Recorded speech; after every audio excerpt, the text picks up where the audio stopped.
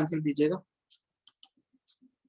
जिसने पहले आंसर दिया था वो पढ़ नहीं पाया, उससे पहले क्लास बंद हो गई थी, तो वो भी दोबारा आंसर दे देना, ठीक है।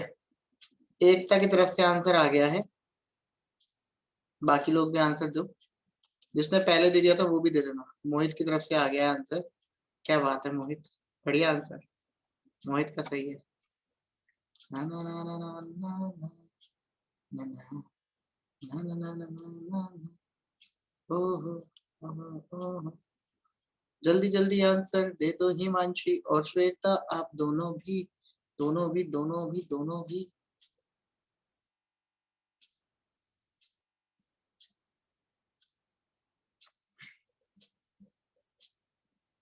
दो भाई दो आंसर दो जल्दी जल्दी। मोहित ये तुम्हारे लिए। क्या बात है हिमांशी, बहुत बढ़िया। ये हिमांशी को भी देना पड़ेगा। अरे आजा हिमांशी, ये वाला तुम्हारे लिए। मैं दिख रहा है ना तुम्हें जो मैं भेज रहा हूँ? Yes sir. ओके, इसके बाद श्वेता कंफ्यूज्ड, एकता का थोड़ा सा हो गया गलत। चलो राइट आंसर देखते हैं। देखो भाई सीधी सी बात, जब भी आप रिसर्च में रिपोर्ट करते हो, आखिरी स्टेप जो होता है रिसर्च का, अभी तक आपने उस स्टेज तक आने में हर किसी की मदद ली है, हर किसी बंदे की अलग अलग मदद। अरे अरे अरे अरे अरे, ये क्या हो गया? अच्छा ठीक है। ओहो भैया, जिन दोनों को मैंने दिल दिए थे वो दोनों मेरे को दिल वापस दे दो। हम तो गलत ही फंस गए। सर मेरा सही था। हाँ मेरा सही है, ठीक था। भाई, जिन दोनों को मैंने दिल दिए थे वो दिल मुझे वापस दे दो, मोहित और हिमांशी। और जिनको मैंने दिल नहीं दिए थे वो ले लो दोबारा से। हाय हाय, ये तो गड़बड़ हो गई, मैं ही गलत फंस गया। कोई नहीं, होता है। एकता और श्वेता, तुम दोनों का आंसर सही हो गया। मोहित और क्या नाम है हमारी हिमांशी, आपका गलत हो गया। तो चलिए कोई बात नहीं, कोशिश अच्छी करी आप लोगों ने। तो देखिए आप सुनिए ध्यान से, हमें बताने में थोड़ा गड़बड़ रह गई। देखो रिसर्च एथिक्स कब हमें माना जाता है, कौन सी स्टेज में हम लेते हैं? तो देखो जब हमारी प्रॉब्लम शुरू हुई है, एथिक्स क्या कहते हैं, पहली बात हमें ये पता होना चाहिए रिसर्च एथिक्स होते क्या है, ठीक है। जब हमें इसका मीनिंग पता होगा ना तो ऑटोमेटिकली हम समझ जाएंगे ये कहाँ पे होगा। तो एथिक्स क्या कहते हैं हमारे, एथिक्स हमारी वो संस्कार होते हैं, एथिक्स हमारी वो वैल्यूज होती हैं जिसको हमें फॉलो करना होता है पूरी की पूरी रिसर्च में। करना तो शुरू से एंड तक होता है, लेकिन सबसे ज्यादा जो इंपॉर्टेंट टाइम पीरियड होता है जिस वक्त रिसर्च एथिक्स की बात आती है, वो आपका आता है जब आप डाटा कलेक्ट कर रहे होते हो और उसका इंटरप्रिटेशन कर रहे होते हो। क्यों इस वक्त सबसे ज्यादा जरूरी होता है वो बता देते हैं। देखो रिसर्च एथिक्स ये कहता है कि तुमने अपनी रिसर्च में अगर किसी पर्सन को लिया है, तो सबसे बड़ी चीज तुम्हारे लिए एथिक्स क्या कहते हैं, एथिक्स ये चीज कहते हैं अगर किसी बंदे ने तुम्हारी मदद करी है रिसर्च में और किसी ने हेल्प करी है, तो तुम उसका डाटा जो है वो कॉन्फिडेंशियल रखोगे। कॉन्फिडेंशियल डाटा रखने का मतलब है तुम उसके बारे में किसी को नहीं बताओगे कि आपने ये इंफॉर्मेशन कहाँ से ली है। ये डाटा ज्यादातर यूज कहाँ होता है, अब जब आप स्नोबॉल सैंपलिंग करते हो ना, तो सबसे ज्यादा चीजें ये यूज होती है। वहां पे आपको कॉन्फिडेंशियलिटी रखना जरूरी है। कोई भी पर्सन आपको अपनी व्यू पॉइंट बताएगा, आपकी हेल्प करेगा रिसर्च में, तो वो ये विश्वास करके करेगा कि ये बंदा मेरी बताई हुई बात का गलत फायदा नहीं उठा, ठीक। तो जब आप डाटा कलेक्ट कर रहे होते हो तभी तो वो पर्सन आपके सामने आते हैं जो डाटा दे रहे होते हैं। तो आपका फर्ज बनता है कि उस डाटा को क्या किया जाए, कॉन्फिडेंशियल रखा जाए। जब आप चीजों को कॉन्फिडेंशियल रखते हो तो प्रॉब्लम आधी तो वहीं सॉल्व हो जाती है, क्योंकि आप रखोगे उसे कॉन्फिडेंशियल तो वो भी खुश हो जाएगा कि चलो मेरी बात रखी इसने, और आपको भी अच्छा लगेगा क्योंकि आपकी रिसर्च यूज में आ जाएगी। तो पहला पॉइंट तो ये आता है। दूसरा पॉइंट, जब आप डाटा कलेक्ट कर रहे होते हो या फिर इंटरप्रेट कर रहे होते हो, तो आपको उस वक्त किसी के साथ कोई पर्सनल बायसनेस यूज नहीं करनी होती, आपको फैक्ट बेस्ड काम करना होता है। आपको काम कर, ये भी आपके एथिक्स का पार्ट है कि आपके जो जेन्युइन रिजल्ट है आपको वो फॉलो करना है। ये नहीं है कि ये मेरा पर्सन है तो मैं इसको ज्यादा नंबर दे दूंगा, वो किसी और का है तो उसको मैं कम नंबर दूंगा, नहीं। तो ये भी आपके एथिक्स का आता है। उसके बाद जब आप पूरी रिसर्च खत्म कर लेते हो तो उसमें क्या होता है, जब आप रिपोर्ट बना के तैयार करते हो तो वहां पे भी आपके एथिक्स काम आते हैं और वो बोलते हैं जिसके आपने रेफरेंस लिए हैं आप उनका नाम जरूर डालो। अगर आपने किसी बुक से रेफरेंस लिया है तो डालो कि दिस कंक्लूजन कहाँ से लेके आए हो। मान लो आप आर के यादव की बुक से लेके आए हो या फिर आप केवीएस मदान की बुक से लेके आए हो, तो वो वहां पे लिखो कि मेरी रिसर्च में ये पार्ट कहाँ से आया है। तो रिसर्च हर स्टेप में जरूरी होता है, लेकिन सबसे ज्यादा जो जरूरी होता है वो इस स्टेप में होता है। क्यों? क्योंकि यहाँ पे आप लोगों की विश्वास की बात कर रहे हो और लोग आप पे विश्वास कर रहे हैं, तो आपका एथिक्स है, आपकी रिसर्च ये बात कहती है कि आप उनका विश्वास नहीं तोड़ोगे और जो आपने उनका डाटा कलेक्ट किया है उसको आप कॉन्फिडेंशियल रखोगे और रिजल्ट अच्छे निकालोगे। तो इसीलिए सबसे ज्यादा यूज ये यहाँ होता है। यहाँ भी होता है कि यहाँ सिर्फ इतना यूज होता है कि आपने जिससे रेफरेंस लिया है उसका नाम बताओ, ठीक। लेकिन यहाँ पे तो आप उस बंदे की एक तरह से इज्जत की बात है ना, कुछ ऐसी बात होती है जो वो कॉन्फिडेंशियल होकर आपको बताता है, वो आप तो दूसरों को नहीं बता सकते। जैसे इसका एग्जांपल देता हूं मैं। इंस्टाग्राम कौन कौन यूज करता है यहाँ पे? इंस्टाग्राम कौन कौन यूज करता है यहाँ पे? सभी करते होंगे सर। करते हो मोहित? मोहित मेरे को यस सर। लगा करते हो। तो यस सर। श्वेता नाम की एक लड़की है, उसकी एक वीडियो वायरल हो रही है, पता है? Yes sir. Yes sir. हाँ, तो उसने क्या किया, उसने रिसर्च एथिक्स की धज्जियां उड़ा दी। उसको खुद ही नहीं पता चला एक्चुअल में कि भाई वो जो बोल रही है वो चीज दुनिया सुन रही है, उसको नहीं पता चला। तो यहाँ पे उसके एथिक्स की वजह से वो पूरी की पूरी चीज गड़बड़ हो गई। वो बंदे ने उसको अपनी कॉन्फिडेंशियल बातें बताई और उसकी वो कॉन्फिडेंशियल बातें कॉन्फिडेंशियल नहीं रही, वो पब्लिक हो गई। इवन वो पंडित जी परेशान हो गए कि ये है कौन है, इसको मैंने तो गलत माय कॉन्ट्रैक्ट है ना। तो ये जो है यही आपका रिसर्च एथिक कहती है कि आपको ध्यान रखना है कि जब आप किसी की बात सुनते हो तो वो बात आप अपने तक रखो, ये कॉन्फिडेंशियल बात होती है। और ये आदत ना इस चीज में हम कह सकते हैं, इस चीज में बॉयज बहुत अच्छे हो जाते हैं। वो इधर की जो, जैसे मेरे को अगर एकता कुछ बात बताएगी तो मैं एकता की बात अपने तक ही रखूंगा, मेरे को मोहित कुछ बात बताएगा तो भी मैं अपने तक रखूंगा। लेकिन गर्ल्स के साथ थोड़ा बहुत ही दिक्कत हो जाता है कि वो जब तक वो बात अपनी बेस्ट फ्रेंड को नहीं बताएंगी जब तक उनको चैन नहीं मिलेगा, जो श्वेता ने करा। हाँ गर्ल्स के ना पेट में बात नहीं पचती। हाँ, अब ये बात मैं अपने मुंह से नहीं बोल सकता था ना, मैंने कहा कि ऐसी ना लगे हमारे मुंह से सुनना था मेरे को। चुगली और जेलसी सब होती है सर गर्ल्स में। बिल्कुल बिल्कुल। अरे बहुत सारी चीजें होती है, अगर उस पर बात करने आए ना तो इतनी सारी बातें निकल के आ जाए, जो मैंने खुद ऑब्जर्व करी है अपने कॉलेज में। हम इतना ध्यान नहीं देते पर गर्ल्स बहुत चीजों पे ध्यान देती है। तो हमारी जो चीजें हैं वो कॉन्फिडेंशियल रहती है, गर्ल्स की नहीं रहती, वो अपनी बेस्ट फ्रेंड को बताए बिना नहीं रहती। हिमांशी, श्वेता, एकता, ये तीनों कोई भी बात होगी इन्होंने अपनी बेस्ट फ्रेंड को जरूर बताई होगी, कोई बात अपनी बेस्ट फ्रेंड से नहीं छुपाई होगी। लेकिन कुछ बातें होती है जो छुपानी हो जाती है, तो वो बॉयज अच्छे से मेंटेन कर लेते हैं। तो यही चीज हुई थी श्वेता वाले केस में, वो एथिक्स का ध्यान नहीं रख पाई, वो अपनी बेस्ट फ्रेंड को बताने में इतना ही मदहोश हो गई, उसने देखा ही नहीं कि उसको दुनिया सुन रही है। और यहाँ पे रिसर्च की बात करें तो रिसर्च एथिक्स यही हमें कहते हैं कि कोई भी चीज हम कर रहे हैं तो हमें उसके एथिक्स बहुत जरूरी है, हमें उसकी चीजें कॉन्फिडेंशियल रखना जरूरी है। इसीलिए सबसे ज्यादा रिसर्च एथिक्स का इस्तेमाल डाटा कलेक्शन के टाइम पे होता है, क्योंकि जब आपने डाटा कलेक्ट किया है तो किसी बंदे ने भरोसे से बताया है, तो उसको इंटरप्रेट करने से पहले आप उसको याद रखो, कॉन्फिडेंशियल रखा जाए। क्लियर हो गया ये पॉइंट श्वेता, एकता, हिमांशी और Mohit? Yes sir. Yes sir. Himanshi और श्वेता, श्वेता, श्वेता, यस सर। जी सर। वो श्वेता हाँ जी सर। तुम कल, चलो छोड़ो, मेरे को ना वो वीडियो में लड़की का नाम श्वेता था तो मेरा दिमाग वहां चला सर गया, मुझे भी मालूम है। तो मेरे एकदम से आने का श्वेता कहीं ये तो नहीं है। नहीं सर, देखा है हमने भी मीम्स बहुत सारे उसके। एक वो और एक पहाड़ी चढ़ रही है, पहाड़ी हो रही है, पहाड़ी यस सर। बढ़िया चल रहा है, ये सिस्टम बढ़िया चल रहा है आजकल। तो चलिए, हिमांशु ने नहीं देखा शायद, हिमांशु तुमने नहीं देखा? देखा है, पार्टी चल रही है। हाँ पावरी। हाँ, पहाड़ी, सर पढ़ाई कर पार्टी, लिया उसने। पहाड़ी, पहाड़ी। ये हमें सर ये ये हमारी बुक्स हमारी पढ़ाई चल रही है। हाँ, अरे इसका बहुत बने हुए हैं, ये मैं हूँ, ये मेरा रिजल्ट है, और ये मेरे पापा, मेरी पढ़ाई चल रही है, तो ऐसे बहुत सारे बढ़िया है। चलो, है ना, होता है ना, तो यही सब चीजें बहुत बने हैं इस चीज पे। चलो अब हम अगले क्वेश्चन पे आते हैं, आगे बढ़ते हैं। ये वाला क्वेश्चन क्लियर हो गया तो चलेगा। बोलो। क्लियर है सर। चलो बढ़िया है। अगला क्वेश्चन आपके सामने, in which of the following reporting format is formally prescribed.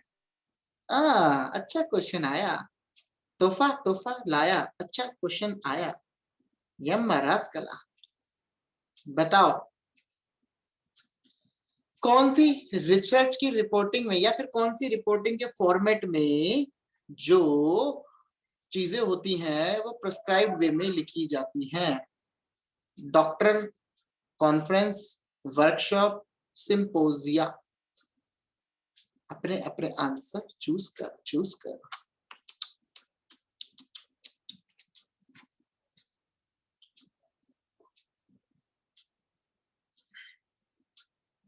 सोच समझ के देना बच्चे।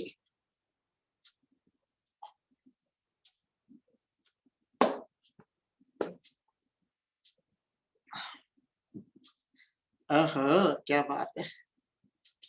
ओहो कोई बात नहीं श्वेता, मैं वही देख रहा हूँ।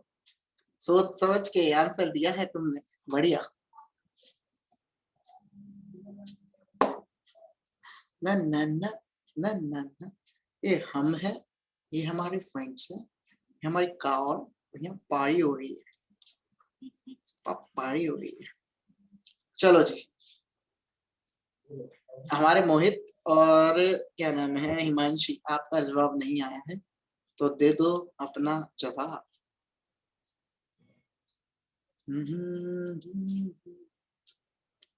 क्या बात क्या बात क्या बात।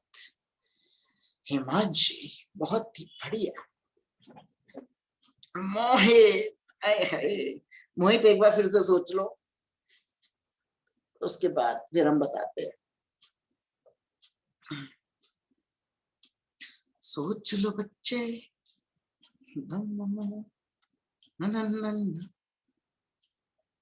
चलिए टाइम अप, आंसर देते हैं आपको। The right answer is doctorate level thesis. देखो इन्होंने बोला है कि इसमें हम रिपोर्टिंग का जो फॉर्मेट होता है वो प्रिस्क्राइब्ड होता है। प्रिस्क्राइब्ड मतलब पहले से निश्चित होता है कि इसी फॉर्मेट में आपको आंसर्स देखने हैं। तो जब भी आप कॉन्फ्रेंस में रिसर्च देते हो तो वो आपकी चॉइस होती है, आप कैसे भी कर सकते हो। पहला जो आपकी पहला पॉइंट है उसे पहले रख दो, आखिरी पॉइंट को लास्ट में रख दो, या फिर आखिरी पॉइंट को पहले रख दो और पहले पॉइंट को आखिरी रख दो, ये आपकी मर्जी है, क्योंकि उसमें आप मैनिपुलेशन कर सकते हो कॉन्फ्रेंस में। वर्कशॉप और सेमिनार का भी सेम है, आपकी मर्जी है, कहीं से भी शुरू करो कहीं पे भी खत्म करो। सिंपोजिया क्या होता है? सिंपोजिया वो होता है जो हम दो लोगों के बीच या दो तीन लोगों के बीच बात चल रही होती है, तो जब आप दो तीन लोगों को बात बता रहे होते हो तो वो भी आप कहीं से भी बता सकते हो, उसका कोई प्रिस्क्राइब फॉर्मेट नहीं है। क्योंकि इनमें से कोई भी चीज जो आपकी कॉन्फ्रेंस है या आपकी कॉन्फ्रेंस के बाद वर्कशॉप है या सिंपोजिया है, इसका कोई भी प्रिस्क्राइब फॉर्मेट नहीं होता है। लेकिन जब आप पीएचडी करते हो और पीएचडी में जब आप फाइनली थीसिस सबमिट करते हो, वहां पे जो आपका लेवल होता है वो प्रिस्क्राइब्ड होता है, वो आपको पहले से पता होता है, इस पैटर्न में आपकी चीजें आनी चाहिए। कैसे होता है वो पैटर्न, हमारे एक पॉइंट से बताता हूँ, थोड़ा मैंने देखा हुआ है रिसर्च पेपर। सबसे पहले आप इंट्रोडक्शन लिखते हो कि भाई ये मेरी रिसर्च किस बारे में है, क्या प्रॉब्लम रही है इस रिसर्च में, इस प्रॉब्लम का समाधान निकला है मेरी रिसर्च का या नहीं निकला है, मेरी कोशिश रही है इस प्रॉब्लम को निकालने की, इसका सॉल्यूशन निकला है या नहीं निकला है। ये सारा हमारा क्या कहलाता है, किसी को पता है? मैंने बेसिक टर्म्स ऑफ रिसर्च में बताया था, जो स्टार्टिंग में हम एक तरह की समरी दे देते हैं, ठीक, एक तरह की पूरी रिसर्च की थीसिस की समरी दे देते हैं कि भाई मेरी रिसर्च में आपको क्या क्या मिलने वाला है, ये प्रॉब्लम है, इस प्रॉब्लम को मैंने इस तरह से देखा और ये इसका सॉल्यूशन निकला और ये सॉल्यूशन मैं इंप्लीमेंट कर रहा हूँ। तो जो समरी होती है स्टार्टिंग में, उस समरी को कुछ कहते हैं, इंडेक्स ना रिसर्च के हिसाब से कुछ कहते हैं। वेरी गुड, उसको हम कहते हैं अब्स्ट्रैक्ट। ये मैंने रिसर्च की बेसिक क्लास में आपको बोला था, सबसे पहले Yes, sir.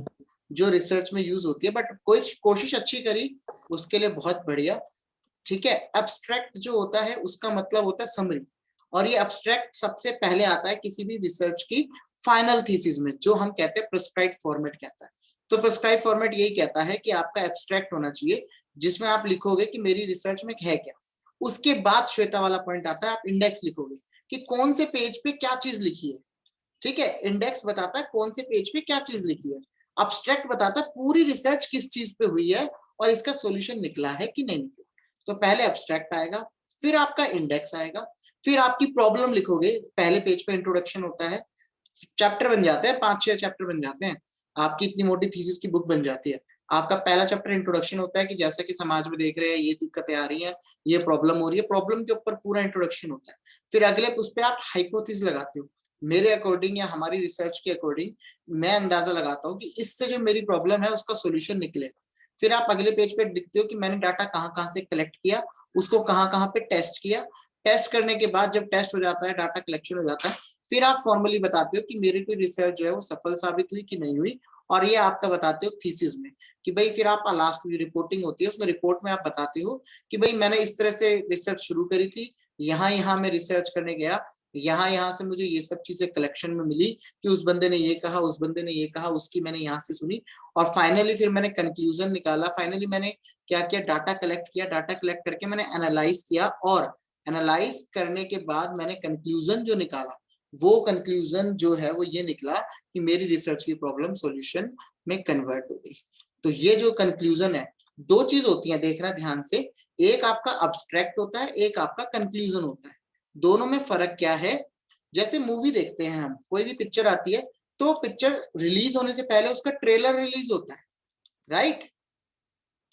ठीक, किसी पिक्चर के शुरू होने से पहले उसका ट्रेलर रिलीज होता है, और जब पिक्चर रिलीज होती है तो उसमें जो मेन जो सीन होता है जिसके लिए हम पूरी पिक्चर देखते हैं उसे हम कहते हैं क्लाइमैक्स, जिसको हम लास्ट में बोल देते हैं कंक्लूजन, अंत में क्या निकला पिक्चर का सार। तो ऐसे ही रिसर्च का होता है, जो आपके स्टार्टिंग में ट्रेलर होता है वो आपका होता है अब्स्ट्रैक्ट, जिसमें आप छोटे छोटे सीन में पूरा बता देते हो, छोटी सी चीज में पूरा बताते हो कि इस रिसर्च में मैंने क्या क्या चीजें कवर करी। और लास्ट में जब आप पूरी रिसर्च कर देते हो, रिपोर्ट बनाते हो, तो उस रिपोर्ट में आप क्या बताते हो, उस रिपोर्ट में आप जो बताते हो वो आपको बताना होता है कंक्लूजन, कि मेरी रिसर्च का कंक्लूजन क्या है। बिल्कुल पिक्चर की तरह, पहले ट्रेलर, ट्रेलर के बाद क्लाइमैक्स। तो climax is equal to conclusion in research, trailer is equal to abstract in research. और अब मेरे को उम्मीद है कि आप लोग इसको नहीं भूलोगे। किसी को कुछ पूछना है, पूछो।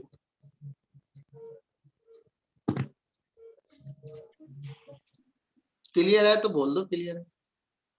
क्लियर है सर। Very good.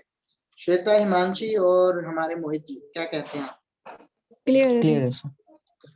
अति उत्तम, अति उत्तम, अति उत्तम।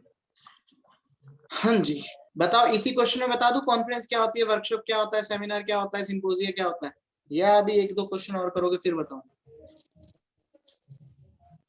एक दो बोलो। क्वेश्चन और। ठीक है, बाकी लोग अपने वोट दो। अभी बता दूं या एक दो क्वेश्चन हैं? क्या? एक दो क्वेश्चन और कर सकते हैं सर। ओके, हिमांशी और श्वेता आप बताओ। यस सर, एक दो क्वेश्चन और। अच्छा, सर क्वेश्चन करा दीजिए। चलिए सभी लोग सहमत है क्वेश्चन करने में, तो हम अगले क्वेश्चन की तरफ अग्रसर होते हैं, आगे बढ़ते हैं। इसका राइट आंसर तो बता दूं, कहाँ गया क्वेश्चन, डॉक्टर लेवल थीसिस। अगला क्वेश्चन नीति आयोग का है, इसे छोड़ो, ये वाला क्वेश्चन आएगा रिसर्च का, the best for value education, इसको भी छोड़ो, वैसे यहाँ पे हो सकता है काम। ये टीचिंग का क्वेश्चन है, करना चाहोगे इस क्वेश्चन को?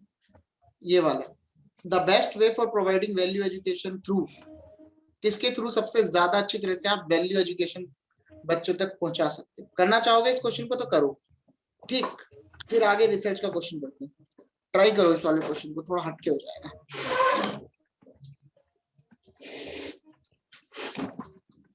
अरे रुक जा, बताओ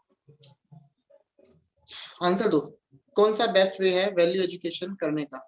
डिस्कशन करने से, इस या फिर स्क्रिप्ट लिखने से पिक्चर की तरह, लेक्चर देने से, सेमिनार सिंपोजिया देने से, या मेंटरिंग और रिफ्लेक्टिंग सेशन से? 3 लोगों का आंसर आ भी गया। मोहित एकता श्वेता, मोहित एकता श्वेता। हिमांशी आप भी दे दो। ना ना ना ना ना ना ना ना ना ना ना ना। पिछली बार पिछला जो क्वेश्चन था उसमें मोहित को छोड़ के सबका आंसर सही था। इस क्वेश्चन में 2 का सही है, 2 का गलत है। टन टन टन टन टन टन। अरे नेक्स्ट आ जा, ये रहे आपके पास राइट आंसर। वैल्यू एजुकेशन जब आप देते हो, देखो दो चीजें हैं, वैल्यू एजुकेशन का क्या मतलब होता है? वैल्यू एजुकेशन मतलब वो संस्कार जो प्रैक्टिकल लाइफ में काम आएंगे। ठीक, ये वो नहीं है कि स्पून फीडिंग रटा रटाया, ये वो चीज है जो प्रैक्टिकल लाइफ में काम आता है। तो डिस्कशन करने से या स्क्रिप्ट लिखने से, स्क्रिप्ट मतलब होता है जैसे पिक्चरों में स्क्रिप्ट लिखी होती है उसको ही आप पढ़ते हो, पूरी पिक्चर में स्क्रिप्ट फॉलो होती है। तो स्क्रिप्शन से या फिर डिस्कशन से कभी भी आप संस्कार किसी को नहीं दे सकते। एक स्क्रिप्ट लिख दी, अच्छे संस्कार की ये क्वालिटी होती है, अच्छे संस्कार में ये होता है, अच्छे संस्कार में ये होता है, ये आपने स्क्रिप्ट लिख दी पूरी तैयार करके और इसको बोल दिया, सामने वाले पे इससे असर नहीं पड़ेगा वैल्यू एजुकेशन का, ना ही उसको लेक्चर देने से फर्क पड़ेगा। जिसको सीखना नहीं होगा वो लेक्चर से भी नहीं सीखेगा। सेमिनार और सिंपोजियम में भी इन तीनों चीजों में ना आप उसको सिर्फ अपनी बात बता रहे हो। तीनों चीजों में ये आप है, ठीक है, ये आप है, ये आपके स्टूडेंट है और यहाँ पे पढ़ाई हो रही है, ठीक है। तो ये आप और आपके स्टूडेंट है, आप सबको लेक्चर दे रहे हो, अच्छी बातें ये होती हैं, अच्छी बातें ये होती हैं, अच्छी बातें ये होती हैं। तो ये जब लेक्चर दे रहे होते हो ना, कभी भी ये लेक्चर जो है वो सामने वाले को वैल्यू एजुकेशन नहीं देता। वैल्यू एजुकेशन कब देता है? जब आप उसको मेंटरिंग करते हो, पहले उनको समझाते हो कि देखो ऐसी चीजों में ऐसा करना चाहिए, फिर उन पर रिफ्लेक्टिव सेशन लेते हो कि क्या उन्होंने सही में वो चीज ट्राई करी, क्या उन्होंने सही में वैल्यू एजुकेशन जो उनको बताई गई थी वो लाइफ में यूटिलाइज करी। ये होती है मेन तरीका जो वैल्यू एजुकेशन देने का होता है। ये जैसे हम अपने बच्चों को देते हैं, जो हमारे घर में छोटे छोटे बच्चे होते हैं उनको हम ही संस्कार देते हैं। आपने देखा होगा कुछ घर के बच्चे इतने प्यारे होते हैं, जब आप उनसे मिलते हो तो आप उनसे प्यार करने लगते हो, वो इतने प्यारे प्यारे रिप्लाई देते हैं। कुछ बच्चे ऐसे होते हैं जो छूटते ही मतलब बोलते ही गाली निकालते हैं मुझसे, आप कहते हो अरे बड़ा गंदा बच्चा है, छूटते गाली देता है। तो ये क्या है? ये घर घर का फर्क है। कुछ फैमिली ऐसा होती है जो बच्चा पहली बार बोलता है तो खुश होते हैं, और वो गाली देता है तो उसको मारते हैं, डांट लगाते हैं कि ये गलत है, दोबारा मत दिए। कुछ घर में वो पहली बार गाली देता है तो खुश हो रहे होते हैं, अरे मेरे बच्चे ने गाली दी, मेरे बच्चे ने गाली दी। चार लोग बोलेंगे इधर इधर इन अंकल को गाली देके दिखाओ, इन अंकल को, वो उसको गाली देगा, उनको गाली देके दिखाओ उनको, वाह वाह कितना अच्छा काम कर रहा है बच्चा, गाली दे रहा है। तो ये चीज है। तो जैसे आप बच्चों को आदत डालोगे वैसी तो पड़ेगी। तो यही तो संस्कार कहते हैं, यही तो मेंटरिंग होती है।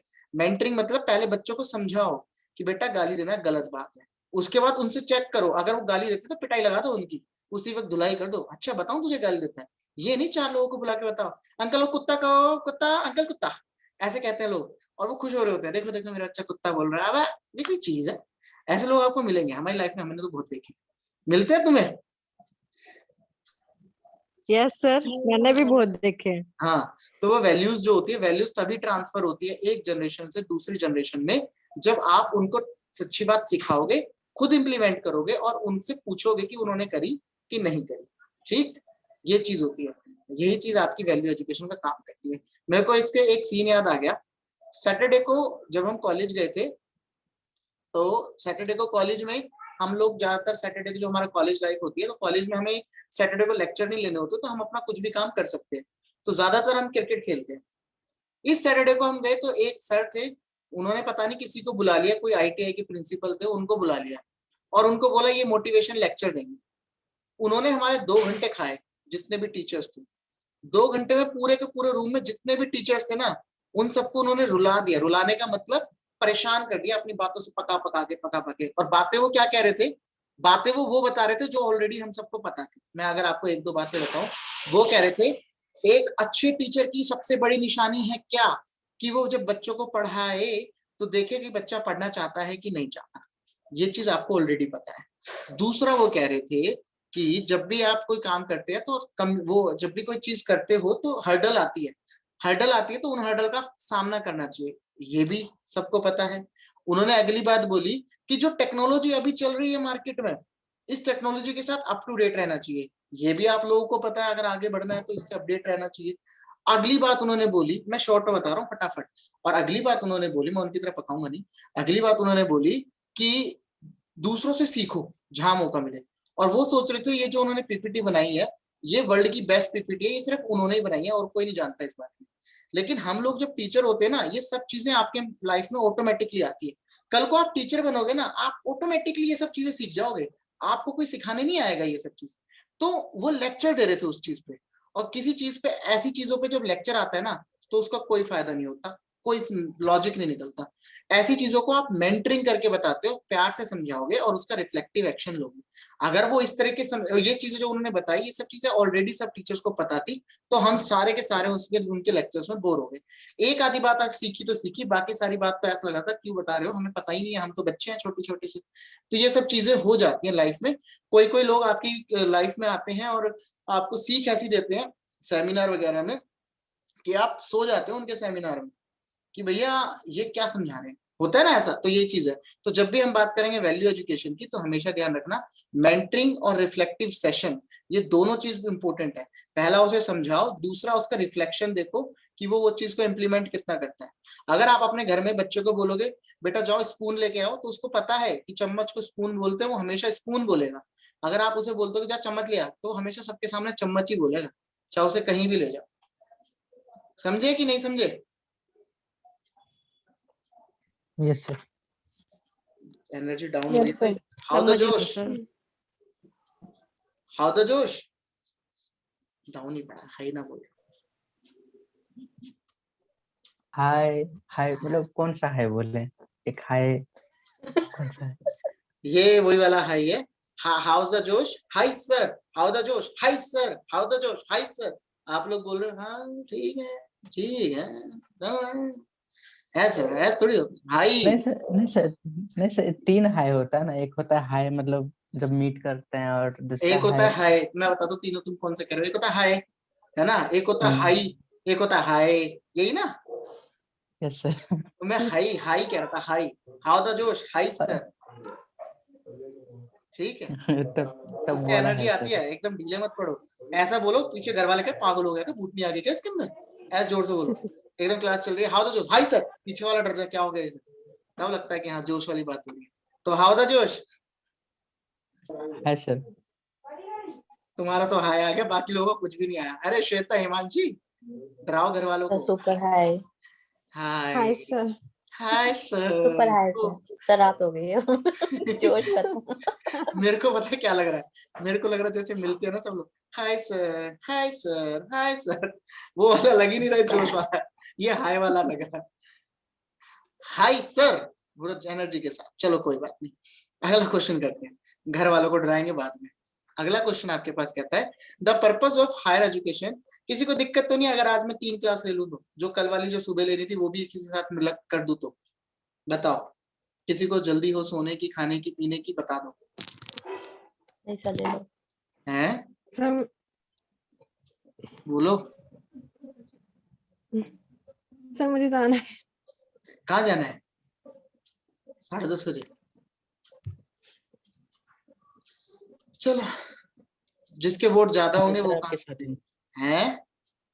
मैं आपके साथ हूँ, मतलब 1 2 3 जब तक पढ़ाना पढ़ाइए। अच्छा, मैं आप आपके भी साथ हूँ। सहमत हो? अच्छा, हिमांशु को छोड़ के बाकी सहमत है। श्वेता तुम बताओ, तुम तो घरेलू स्त्री हो, तुम्हारे नहीं घरेलू। सर, हम सर बिल्कुल सहमत है हम तो। अच्छा ठीक है, हिमांशु तुम ही रह गए, बाकी सब तैयार है। कोई बात नहीं, कोई बात नहीं, जितना हो सकेगा उतना करेंगे। और हाउ द जोश, high sir, not high sir. Okay, चलो अगला क्वेश्चन। क्लास के बाद वही जोश पूछा जाएगा, अगर जोश डाउन हुआ तो नहीं लूंगा अगली क्लास, जोश हाई हुआ तो ले लेंगे। The question is the purpose of higher education is to promote critical creative thinking ability among the students. पहले मुझे ये बताओ, हायर एजुकेशन के क्वेश्चन करा दूं या फिर सिर्फ रिसर्च के करने, तभी मैं आगे बढ़ूं, बोलो। दोनों मिला दीजिए। मिक्स, चलो फिर मिक्स चलने दो। तो इस क्वेश्चन में हायर असर, एजुकेशन के सिवा दूसरा नहीं हो सकता सर? जो ये तो कुछ भी हो सकता है। इस क्वेश्चन पेपर में जो मेरी एक पीपीटी है इसमें सब मिक्स है, कुछ भी कहीं से भी आ सकता है। तो अभी हायर एजुकेशन का क्वेश्चन आ गया तो मैंने पूछ लिया। अच्छा, पेपर 1 टोटल है? हाँ पेपर 1 टोटल है, इसमें बस डीआई नहीं है और आरसी नहीं है, बाकी कहीं से भी क्वेश्चन हो सकते हैं। तो ठीक है। Get ready and answer the question. क्या पर्पज है हायर एजुकेशन का? प्रमोट करना क्रिटिकल और क्रिएटिव थिंकिंग एबिलिटी स्टूडेंट्स के अंदर। रीजन कहता है क्यों, हाँ बिल्कुल, this ability ensure job placement, इनसे जॉब मिलती है। तो अब आपको बताना है, दोनों बात सही है और आर जो है बिल्कुल करेक्ट एक्सप्लेनेशन है। दोनों बात सही है पर आर गलत एक्सप्लेनेशन है। पहला सही है, दूसरा गलत है, पहला फाल्स है, दूसरा सही। अपने अपने आंसर दो। ना ना ना ना ना ना ना ना ना ना ना ना। सबसे पहले मोहित ने आंसर दिया है। मोहित, वाह मोहित, तुम्हारे नाम का मतलब अब समझ आया मुझे। इसको थोड़ा स्लो बोलोगे तो मोहित, जो सबको मोहित कर दे, सबको अपना मन आप मोह बना लेने ले। वाला, हैं? मन मोह लेने वाला। हाँ, मनमोहित, मनमोहित। सर मैं रिकॉर्डिंग देख लूंगी। ओके हिमांशी, हाउ द जोश, हाय सर, वेरी गुड। ठीक है, इस क्लास को पूरा लो, नेक्स्ट क्लास को तुम रिकॉर्डिंग में कवर कर लेना। ना ना ना ना ना ना ना। श्वेता का आंसर आ गया, मोहित का आंसर आ गया, बाकी दोनों का आंसर दो। श्री राम जय राम, जय श्री राम। ईश्वर अल्लाह तेरो नाम, आंसर दो हे भगवान। ला ला ला ला ला ला ला ला ला।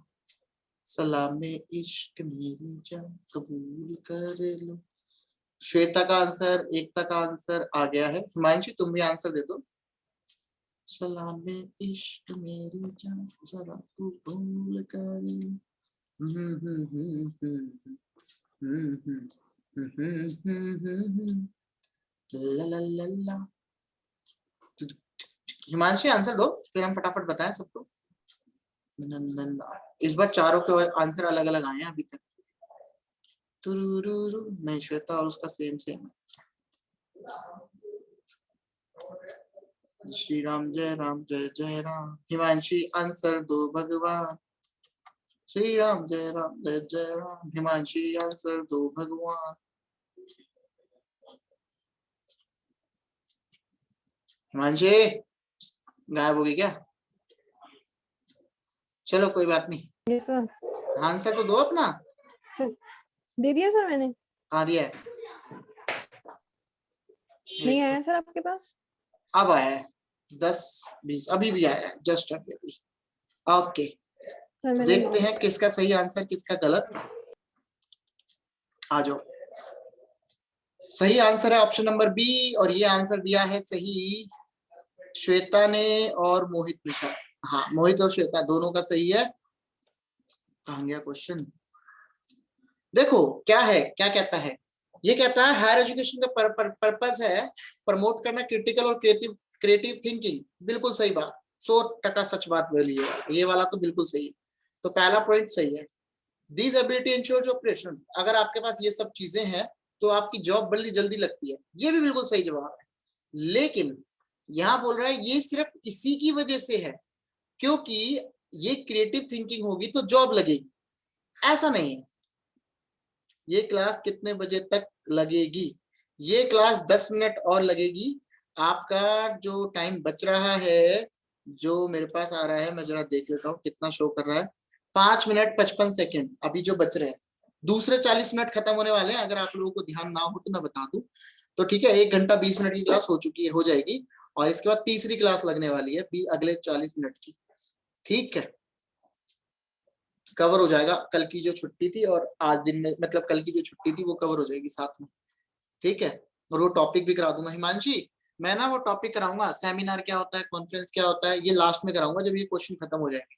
तो अगर तुम्हारे में हिम्मत है, पेशेंस है, और तुम्हारा काम इतना जरूरी नहीं है तो तुम रुक सकते हो। बहुत ही अर्जेंट काम है तो कोई बात नहीं, फिर रिकॉर्डिंग से कवर कर सकते हो। चॉइस तुम्हारी है, जैसा भी हो बता देना। ठीक है, चलो इस क्वेश्चन को मैं बताता हूँ। किसी को डाउट होगा कि इस क्वेश्चन का आंसर ये दोनों सही है तो ऑप्शन नंबर ए क्यों नहीं है? ये मन में किस किस के सवाल है कि जब दोनों सही है तो ऑप्शन नंबर ए क्यों नहीं है? ये किस किस के मन में सवाल है, जल्दी बताओ।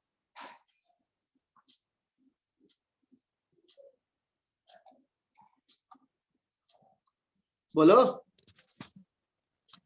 पहले था सर, लेकिन एक बार आप समझाए थे तो फिर उसके बाद से ये इस टाइप का क्वेश्चन जो है ना, अब कोई भी रहता ना सही हो जाता है मेरा। वेरी गुड है हिमांशी, अब तुम बताओ। हिमांशी, मुझे श्वेता, हाँ एकता बोलो। डाउट है सर इसमें। ओके, श्वेता हिमांशी आप बताओ। डाउट नहीं है। कम ओके, तुम्हारा तभी तो सही था आंसर। हिमांशी तुम क्या कहते हो?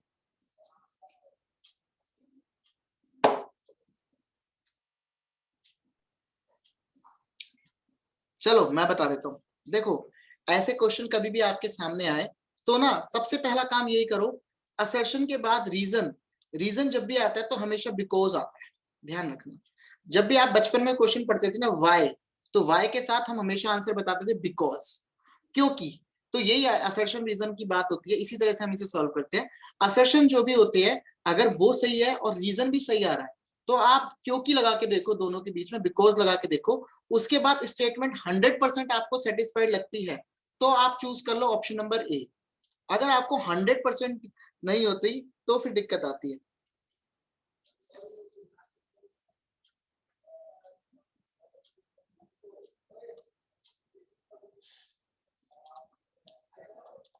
ठीक है, कोई बात नहीं हिमांशी, कोई बात नहीं, वो भी जरूरी है। दोनों काम साथ कर सको तो बहुत बढ़िया है, नहीं तो एक काम करना, जल्दी से निपटा के आ जाना, ठीक है। इतने मैं क्वेश्चन कराऊंगा जब तक तुम आओगे, जब तक वो टॉपिक आ जाएगा। हाँ, तो मैं आपको ये बता रहा था कि जब भी ऐसे क्वेश्चन आए तो बिकॉज लगा के खत्म करना, और बिकॉज लगा के देखना। अगर बिकॉज लगा के option 100%, very good Himanshi, option 100% match हो जाए तो आपका सही है, और नहीं होता तो कुछ गड़बड़ है। अब देखो ये क्या कहता है, अब इस क्वेश्चन को समझो। ये कहता है हायर एजुकेशन का पर्पस जो होता है, उद्देश्य होता है आपके अंदर क्रिएटिव थिंकिंग आए, आप अपने अकॉर्डिंग एग्जाम्पल क्रिएट कर पाओ, आप अपने अकॉर्डिंग क्रिटिकल सिचुएशंस में सॉल्यूशन हैंडल कर सको। ये बात बिल्कुल 100% सही है। और ये बात भी सही है, जब आपके अंदर ये क्वालिटीज होगी तो कहीं ना कहीं आपकी जॉब भी बहुत अच्छी रहेगी, ये बात भी बिल्कुल सही है। लेकिन इस दोनों बातों में ये कहता है कि हम थिंकिंग इसीलिए करते हैं ताकि जॉब लगे, ये चीज पूरी मैच नहीं होती। आप सिर्फ इसीलिए पढ़ते हो कि जॉब लगे, ये बताओ, या फिर आप इसलिए पढ़ते हो कि अच्छी जॉब लगे, आपके अंदर अच्छे मैनर्स आए, आपकी पर्सनैलिटी डेवलप हो, कल को समाज में अपना नाम कर सको, कल को दुनिया में आगे बढ़ सको, कल को आप डेवलपमेंट में आगे हो, अपने देश का नाम रोशन कर सको, करियर डेवलपमेंट अच्छा हो, आपके अंदर एक इंसानियत आए, आपके अंदर एक अच्छी क्वालिटीज आए, इन सब के लिए करते हो। बताओ, खुद ही बता दोगे आप आंसर। आप पढ़ाई किस लिए करते हो? सिर्फ जॉब के लिए, या फिर इतनी सारी चीजें जो बताई हैं इन सब के लिए? और सिर्फ जॉब के लिए तो कोई भी स्टडी नहीं करता। इसीलिए ये वाला क्वेश्चन ऑप्शन नंबर बी हो गया, क्योंकि सिर्फ जॉब के लिए कुछ नहीं होता। जॉब के साथ आपकी पर्सनैलिटी डेवलपमेंट, आपकी पर्सनैलिटी डेवलपमेंट के बाद करियर डेवलपमेंट, आपके वैल्यूज, आपकी एथिक्स, आपके अंदर ह्यूमैनिटी, आपके अंदर, इसके अलावा आपका जो लिटरल पीपल होता है वो डिसीजन अच्छे लेते हैं, दिमाग से काम लेते हैं, सॉल्यूशन ढूंढते हैं प्रॉब्लम का, और कभी भी हार नहीं मानते, पॉजिटिव रहते हैं। ये सब चीज एक पढ़ा लिखा बंदा कर सकता है। तो ये सब चीजें आपको हायर एजुकेशन की पढ़ाई हेल्प करती है। इसीलिए इसका आंसर, इसमें से इन्होंने सिर्फ एक ऑप्शन दिया, हमारे पास इतने सारे ऑप्शन और थे, इसीलिए इसका आंसर बी हुआ कि दोनों सही हैं, पर एग्जैक्ट एक्सप्लेनेशन ये नहीं है। यहाँ पे ये सारे पॉइंट लिखे होते तो आप कह रहे थे जी बिल्कुल दोनों बात सही है, बस इतना ही फर्क है। क्लियर? Yes sir. तुम्हें कंफ्यूजन थी ना, अब क्लियर हो गई होगी। और हिमांशी Yes. को भी थी कंफ्यूजन, हिमांशी है चली गई, चल हिमांशी खाना खाने चली गई, चलो कोई नहीं, उसका भी हो गया। ठीक है, तो ये है आंसर। अगला क्वेश्चन करते हैं, आगे बढ़ते हैं। ना ना ना ना ना ना, यहाँ से सिर्फ क्वेश्चन सही और गलत मत सीखो, यहाँ से आप ये सीखो कि हमें पेपर में क्वेश्चन को किस नजर से देखना है और उस नजर से उसको आंसर देना है। The use of teaching add in just teaching aptitude का क्वेश्चन आ गया। Using of teaching add is justify on the ground of, किस ग्राउंड पे हम बोलते हैं कि ये टीचिंग एड्स अच्छे हैं, ठीक, किस बेस पे हम कहते हैं ये टीचर अच्छा है?